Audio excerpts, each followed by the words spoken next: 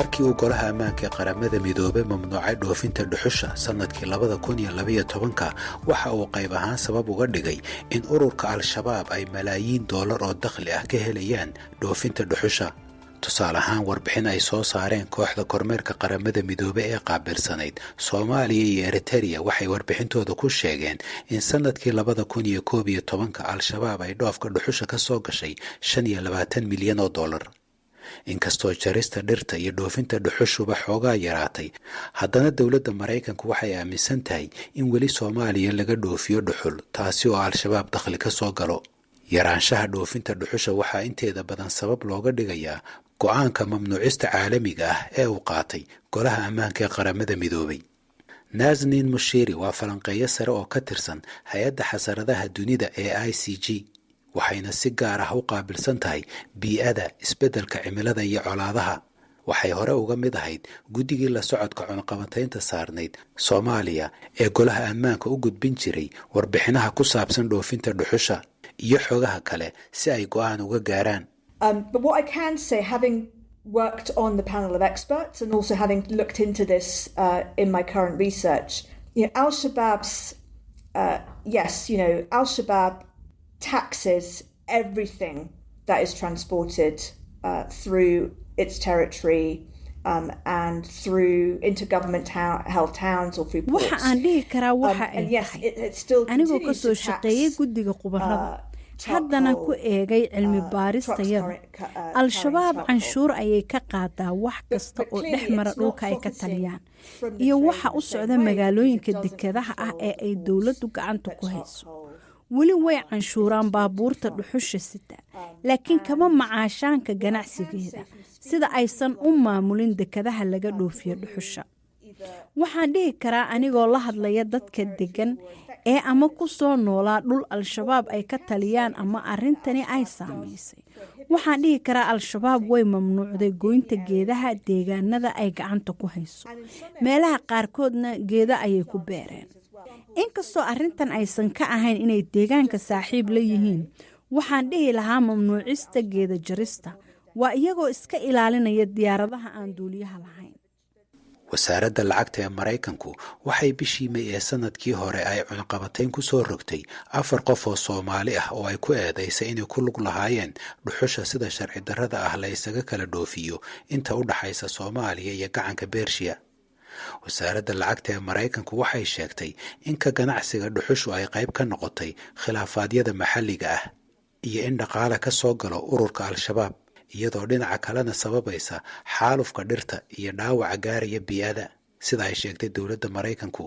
waxaa kale oo dowladda Mareykanku ay sheegtay in ganacsiga dhirjaridda ee dhuxusha ay al-shabaab sanad walba ka heli jirtay in ka badan 20 milyan oo doolar. dadka cunaqabataynta la saaray waxaa ku jira kuwo lagu eedeeyey inay ku lug lahaayeen dhoofinta dhuxusha ilaa sanadkii 2022 taasi oo haddii ay dhab tahay muujinaysa inay soo dhowaatay dhoofinta dhuxushu. dhoofinta kasoko waxaa Mareykanka iyo mas'uuliyiinta Soomaaliduba ay al-shabaab ku eedeeyeen inay lacago ka urursadaan baabuurta dhuxusha u wada dekedaha laga dhoofiyo ee soo dhex marta deegaanada ay ka taliyaan al-shabaab. inkastoo xilligan al-shabaab aysan ka talin dekado waaweyn oo laga dhoofiyo dhuxusha hase yeeshee hadda ka hor waxay gacanta ku hayn jireen qaar ka mid a dekadaha ugu waaweyn ee laga dhoofin jiray dhuxusha. arrintani waxaan ka waraystay Cumar Maxamed Abu Ayaan oo hore uga tirsanaan jiray ururka al-shabaab. markii ay haysteen meesha la dhahayo Kudaa iyo Kismaayo iyo Baraawe iyo dhulkaas iyo saaid ba waxa lagu dhoofin jiray dhuxusha meesha la dhahayo Kudaa. waxayna ahayd dadka oo dhuxushaasi sheerna way ku lahaayeen wax canshuura badanna way ka qaadan jireen. markii ilaha dhaqaalaha ugu badan oo soo galay waagaasi waxay ka soo galaysaa dhuxusha xaggeeda oo dhuxusha la dhoofinayo waliba. markii Kismaayo ay haysteen sidoo kale waxay ku noolaayeen waa dhuxushaas ay ahayd oo Kismaayo laga dhoofinayay ilaa iyo waxay shaqeynayeen markii dambe Baraawe ay ku soo hareen. Baraawe dhuxusha laga dhoofinayo waxay ay keenay ku lahaayeen sheer iyo canshuur aad u tiro badan ayay ka qaadan jireen. waxay ku noolaayeen markii ilaha dhaqaalaha ugu badan oo ka soo galay waxay ahayd al-shabaabka dhuxushaasi ayay ahayd oo la dhoofinayo. markani dambeetoone hadda maxay ahayd markii Baraawe ay ka baxeen ayay waxay dhaheen dhuxusha maxay dhoofinteeda waa mamnuucnay sababta ku mamnuucnay waxay tahay meelihii laga dhoofin lahay dhuxusha dhan ayaa gacantooda ka baxday marka maraakiibtii ama doomihii dhuxusha lagu qaadayna canshuur kama qaadan karaan dadkii dhoofinayna canshuur kama qaadan karaan macnaha gacanooda ayuu ka baxay sidaas ayay u sameeyeen waa gartay laakiin xilligan dhirta in la jaro dabcan deegaanada ay joogaan qoryo iyo dhuxulun baa laga shitaa sidaan dareemayo suurtagalka dhirta jaristeeda hadda may ogol yihiin mise way diidan yihiin dhirka in la jaro oo macnaha la dhoofiyo ayay diidan yihiin ama laakiinse dhirta haddaa soo jeratid oo dhuxul oo deegaankooda aad ka isticmaalaysid oo loo isticmaalaya dhuxul ahaan taama diidan iyagaaba ku noolba badankood oo dad oo ah maxay ahayd duurka iyo waxa iyo ku jiraan oo gaas ma haystaan oo dhuxushaas ayay shitaan laakiinse in dhuxushii geedihii in la jaro badan oo la dhoofi markii la dhoofinayo geedaha aad baa loo jaraya geedahaas ayuu diidan yihiin sababtoo ah nimankani dagaalada iyo dowladda ay ku qaaday aad bay ugu jabeen dhul badan baa laga soo saaray deegaanadii ay maxay ahayd deganaayeen waa laga soo saara badan marka waxay ku soo aruureen inay degmooyinka ama deegaanada la degan yahay banaanadooda ay ku jabhadeeyaan sida awgeed dhirtii ay ku dhuumaaleysan lahaayeen ayay rabaan inay badbaadsadaan oo ay mamnuuceen in dhir la jaro sababtoo ah meesha waxay u noqonaysaa dhufays iyo dhuumaaleysi meel ku dhuumaastay isku qariyaan diyaaradahan iyo droniskani inay aga dhuntaan ayay ugu talagaleen sidaas ayay u mamnuuceen ee jecel ay dhirta u qabaan iyo danaha Soomaaliya ma aha ee waa cabsi diyaaradahaas iyo droniskaas ayay u mamnuuceen dhirta in la jaro way barnaamijku wuxuu ku saabsan yahay isbedelka cimilada iyagu door may ku leeyihiin isbedelka cimilada si xumaanaya hadday noqon lahayd colaadaha hadday noqon lahayd barakicinta ilaha biyaha maxaa raaday ku leeyihiin isbedelkan cimilada horta nimankani raad weyn bay ku leeyihiin dhibaatada dalka haysato isbedelada cimilada waxay ahayd dhibaatada ay dalka ku haysato qayb weyn bay ka yihiin nimankani waa niman ku jabhadeeya dhulkii beeraha laga falan lahaa dhulkii Soomaaliya markii dhulka beeraadka mataqana ay degan yihiin dhulkii beeraha laga filahay iyo duurkii beeraha iyo geedihii ka baxay ay ku jabhadeynayaan waxa meelahaas ay ku dhuumaalaysan deegaano ay ka dhigteen dadkii markii meesha deganay waa iskaga soo carreen oo beero ma ka falan karaan oo beertii ay fashaan beerta markay jaraan canshuur bay isakay ka qaadayaan markay beer soo baxda ka bacdi ay suuqa keenaan maxay ahayd ay soo safrinayaan baabuurta lacag ay ku qaadayaan markay suuqa keenaan canshuur kale ka qaadayaan markay baqaar la geliyo canshuur kale ka qaadayaan markii dadkii markay beerihii ay falan lahaayeen faa'iido dhan ugu soo galayso waxa ka faa'iiday bisoo kaliya waa nimankan al-shabaabka ayaa ka faa'iidayo sida awgeed dadkii beerihii ay falan lahaayeen waa iskaga yaaceen ilaa dhowr yeer ku haramoyane beeraha dhulkaas lagama fasho waxaana sabab waa iyaga weeyaan dhinaca kalena qaar ka mid ah mas-uuliyiinta Soomaalida ayaa ku doodaya in jarista dhirta qaarkeed ay joojiyeen ururka al-shabaab marka laga reebo tan la shito iyo xaabada oo ay ku tiirsan yihiin dadka ku nool deegaanada ay ka taliyaan maleeshiyaadka ururka al-shabaab oo lagu qiyaasay tiradooda inta u dhaxaysa 5,000,000 ilaa 800,000 oo qof sababaha ay al-shabaab u joojiyeen geedaha qaarkood ayaa lagu sheegay kuwa amni Dr. Bedel Ahmed Xasan la taliyaha sare ee wasaaradda deegaanka iyo isbedelka cimilada waxa uu leeyahay joojinta al-shabaab ee jarista dhirta waxay ku eg tahay geedaha qaarkood waan ka war dhuxul joojintaas kama warhayna laakiin waxaan uga warhaynaa inay dhirta qaarkood ay joojiyo dhirta Soomaaliyeed ee ugu faraha badan waxay ku taallaa wixii ka bilowda shabeellada hoose ilaa iyo Jubbada Dhexe iyo wixii ka sii koonfureeya ayay ku taallaa sababtoo ay tahay markastoo xaggaa loo sii socdo roobka iyo wixii uu sii bataa dhir gaaraa ku taallay marka geed baa jiray la yidhaahdo Melian Volkensi oo dhulkan badmadow Jubbada hoose ilaa iyo Lamu iyo dhulkaas aad indheebigu uga baxa muhiimna ah niman reer miyigoon damcay inay abuurkiisa iisoo guraan waxay ii sheegeen inay geedaha korkooda ku hoydaan oo si qaabi kaaran ay u baxaa xaggana dhulka aad uga koreeya korka kalena ka waxaysan marka shabaabku dhirta way dugsadaan inay geedka ugu yaraan inayna ogolan in la gooyo in loo dhawaadana ogteeda waa hayna maxamed amiin cusmaan waa guddoomiyaha degmada afmadow waxa uu isna aaminsan yahay aragtida sheegaysa in ururka al-shabaab ay sababo dhinaca amniga ah u hakiyeen jarista dhirta. waa tii caalamka dhan laga joojiyey kadib waxaa kaloo dhacay nimankan duur ku jirana way joojiyeen waayo ayagu qudhood waxay u arkayeen dhulkii ay ku dhuumanayeen ay ku dhuumaalaysanayeen inuu bannaan noqonayo. meelaha ugu daran waxa weeyaan laga soo bilaabo webiga Jubba ilaa laga soo gaaro dhulka hadda afmadow iyo inta ka shisheeso oo xuduudka ku dhow dhulkan waa dhul duur buu ahaa. meelaha badamadow oo badamadow waxa weeyaan waxay ka bilaabataa marka la gaaro degmada Badhaadhe ilaa waxay socotaa webiga Tana River oo dhinaca Kenya waxay ka yiraahdaan Bond Forest anagana badamadow baan ka nirahaa. dhulkaas waa dhul dhir badan oo masas badan oo geedo waaweyn leh oo noocyo badan oo geedaha dhulkaas waxa weeyaan marka hore dhulka aad uga jirayeen ka mid bay ahayd laakiin nimankan baa ka joojiya duurka ku jira iyaga duurkaas jooga. dhulkan u dhaxeeya webiga Jubba iyo inta u dhaxeyso hadda dhulka meesha aan joogo afmadow iyo dhulkan iga koreeyo waa dhul dhir badan weeyaan. waayo arrimaha deegaanka rabaa inaan ku ekaado abaarta may ka qayb qaataan abaar inay dhacdo? maalin hore markii hadda daadka u dhacay oo kale waxaan la xiriiray dad baan la xiriiray deegaanka degan webiga jinkiisa oo dadku ay aad u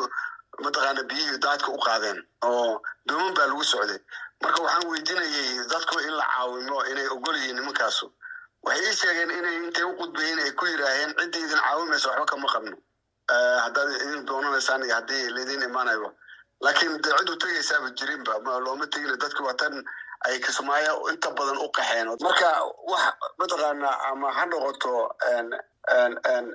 hawada iyo cimilada iyo horumarka wax aan ku ognahay oo ay sameeyeen oo muuqto oo ay jiro ma laha. markaas waa niman ciidana weeyaan ciidan naftooda u socdo weeyaan niman horumar ay way samaystaan beeray leeyihiin beeray tabcadeen dad baa u hayaa dad bay ku shaqaystaan ama lacag gastaan ay way shaqaystaan hadhowna dad baa u soo gadaa magaalooyinka uga soo gada laakiin wax horumar oo kale oo dalka u sameeyaan ma laha. ilaa haatan ma jiraan waxyaabo muujinaya in dhulka al-shabaab ay ka taliyaan ay ka jiraan noocyo tamar ah oo ay dadku shitaan ama ay wax ku karsadaan oo aan ka ahayn dhuxusha iyo xaabada taasi oo muujinaysa inay weli sii socoto jarista dhirtu. injineer diini xaaji cabdinuur waa wasiirka deegaanka iyo isbeddelka cimilada ee maamul goboleedka koonfur galbeed. meelaha shabaab maamush way ogtahay lama gaarsiin karo adeegyada ay bixiyaan dowladda oo kale sida wacyigelinta oo kale mashaariicdan yaryar oo loogu talagalay in lagaga hortago nabaad guurka jaridda dhirta iyo maxaa la dhahay in dhir la beero. culeys fara badan ay ku hayaan isbeddelka cimilada sababtoo ah mashaariicdii laga fulin lahaa deegaanadaas oo wax looga qaban lahaa dhinaca isbeddelka cimilada lama gaarsiin karo. marka culeys weyn bay ku hayaan runtii. naasnin mushiri waa falanqeeyo sare oo ka tirsan hay-adda xasaradaha dunida ee ICG. waxaan weydiiyey inuu xiriir ka dhexeeyo isbeddelka cimilada Soomaaliya ee dhibaatooyinka badan ka dhasheen iyo colaadaha soo ragaadiya waddanka. We know that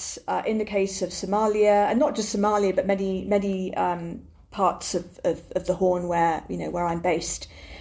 you do see sort of resource-based conflicts. So what we say is conflicts over land, water, etc., which can be waxaan ognahay in marka la eego xaaladda Soomaaliya kumana koobno Soomaaliya waxaa la mida meelo badan oo geeska Afrika ah oo anigu ku suganahay. waxaad arkaysaa khilaafaadyo ku salaysan ilaha nolosha. waxaa ka mid ah khilaafaadyada ku salaysan dhulka, biyaha iyo wixii la mid ah. qaar ka mid ah khilaafyada Soomaaliya waxaad ku arkaysaa colaado ku salaysan ilahaasi sida dhulka, xoolaha, biyaha, kuwaasi oo uga sii dari kara dhibaatooyinka ay isbeddelka cimiladu sababto. ma dhahayno xiriir toos ah ayaa ka dhexeeya isbeddelka cimilada iyo khilaafka. waxaan leenahay waa ay sii weyneyn karaan xasaradaha u dhexeeya bulshooyinka. inta badanna markaan dadka la hadlo waxay igu yiraahdaan meeshaasi colaad ayaa ka soo socota sababtoo ah waxaa ka da'ay roobab. qof kastaana halkaas ayuu lo'diisa ula guurayaa ama meel ka agdhow. In terms of the way that we're looking at it in Somalia, obviously, we have a very strong insurgency in Somalia. And Al-Shabaab has basically kind of, I guess, used these kinds of climate shocks in its tactics. What we've seen through our research is that sometimes they offer concessions to clans and communities. Soomaaliya sida muuqata waxaa ka jira koox dagaal xoogan ku jirta waxaana al-shabaab ay xaaladahan isbeddelka cimilada u adeegsadeen xeeladahooda waxaan cilmi baaristeenna ku aragnay waxa ay tahay in mararka qaarkood ay wax u oggolaadaan qabaa'ilka ama beel waana markii ay iyagu cadaadis wajahayaan oo ay u baahan yihiin taageerada qabiilkaas laakiin haddana markii ay xoogaystaanba waxay ugu beddelaan gacan adag markaan eegno taariikhda al-shabaab sida aan aragnay sanadkii 2011 waxay qaadeen tallaabooyin adag oo keenay macluusha mar kale sanadkii 2017 oo aan ka tirsanaa guddiga khubarada qaramada midoobay al-shabaab waxay xoogaa dabac ah ka muujiyeen bixinta gargaarka weli xilligaasi waa ay diideen shaqaalaha gargaarku inay galaan dhulkooda marka laga reebo gargaarka dawada ah marka xilligii abaartii 2021 ilaa 2023 waxaan aragnay xeeladaha isbedbedelaya ee al-shabaab iyagoo cuntada iyo biyaha meelo u oggolaaday isla markaana sameeyey guddiyo gargaar halka dhinaca kalena meelaha qaarkood oo bartamaha Soomaaliya ah oo ay abaartu aad u saameysay ee al-shabaab ku adkeeyeen bulshada qaarkeed sababahana waad garan kartaa waa howlgalladii militari ee ay qabiiladu hogaaminayeen waxaan dhihi karaa abaarta iyo saameynteeda waxay qayb ka qaadatay caradii ay qabiilada qaarkood ka qaadeen xeeladaha al-shabaab xilli ay jirto abaar cid walba saameynaysay deegaanada ay ururka al-shabaab ka taliyaan waxaa ka soo qaxa dad badan oo soo gala magaalooyinka ay dowladdu ka taliso iyaga oo raadinaya gargaar bani'aadminimo khubarada iyo mas-uuliyiinta soomaalida qaarkood ayaa ku eedeeya ururka al-shabaab inay qayb ahaan mas-uul ka yihiin barakacaasi maadaama ay hor istaageen in hay-adaha gargaarku ay ka shaqeeyaan deegaanada ay ka taliyaan barnaamijkii galka baaristuna waa naga intaas qayb kale oo ka mid a taxanaha isbeddelka cimilada iyo saamaynta Soomaaliya waxaad ku dhagaysan doontaan barnaamijka kan xiga ee galka baarista intaasi ka horna waa Haaruun Macruuf oo idin leh nabadgelyo